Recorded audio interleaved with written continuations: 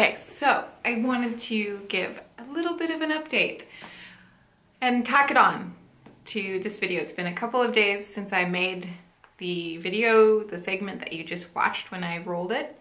And I have to say, I have found a lot of love for the Mr. Darcy buttered rum, and it's starting to wear in really nicely. I love how square the spine has gotten. There have been some changes. I'm still trying to sort out the best way to organize this, but I am now working full-time as a teacher again, which is kind of crazy. It was a whirlwind and I just was plopped down in the middle of the year and here we go. So I felt like maybe I should get a bigger planner, or I used it as an excuse to get a different planner, which maybe there may be some truth to that. But I went ahead and got the Hobonichi Cousin Avec, I believe is what it's called. So as you can see, my Chic Sparrow is pretty fat currently. And that is because of this lovely baby. This is the Hobonichi Techo Cousin. Is it Cousin Avec or just Cousin? I don't know. I feel like I don't know this world very well, and I will certainly not claim to be a planner at all. But I figured some more space to plan out like teaching things would be really helpful. And the paper is so luxurious. It's so soft and smooth. It's strong. The fountain pens do not bleed. There's a little bit of ghosting, which I love. And I love just the texture. I love the way this paper feels. It's so nice. Does anyone know, is this Tomoe River paper? I have had many Tomoe River paper books, but this feels like a little heavier of a weight than the Hobonichi paper does, and it's just absolutely luxurious. So I'm going to use this baby and see how it works. And I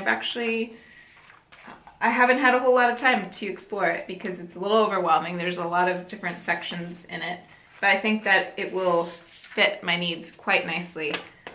This is January through June, and then there's a second book for the second half of the year, which is really nice.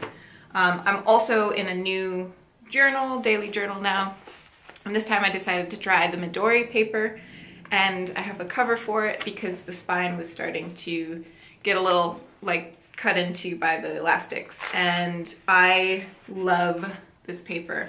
It's wonderful. It's really, really quite wonderful. I've been using it for a little while now and just really happy with it. It's grid and it's also really soft.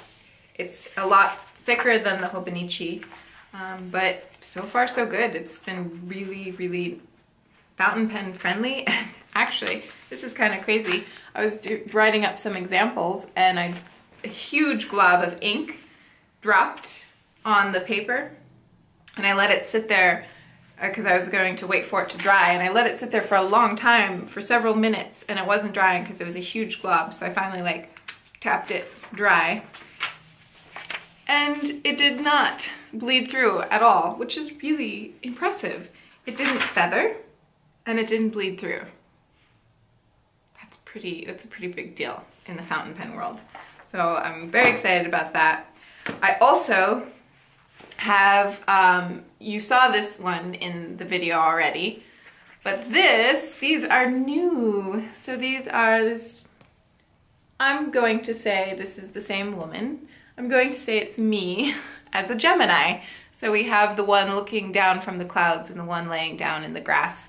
Two very different worlds and trying to find a balance, and that's how I feel. I feel like I'm living in two very different worlds, and it's hard to find common ground sometimes, but that's all okay. It's great to be in the grass and it's great to be in the clouds. So I'm just trying to embrace that, and this little patch is kind of a nice reminder of that.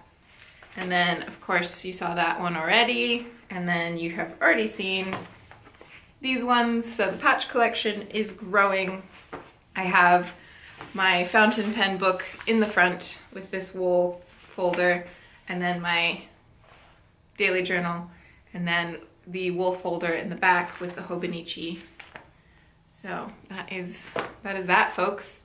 Yeah, I really like this little baby. Thank you all for watching.